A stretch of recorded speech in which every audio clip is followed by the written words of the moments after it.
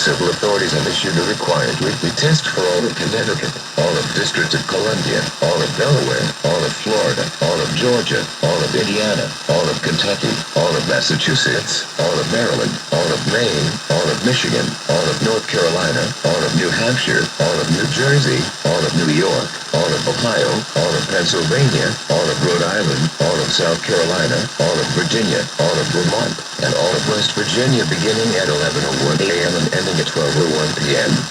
Test message EASyCAST open cap EAS feed configuration test message.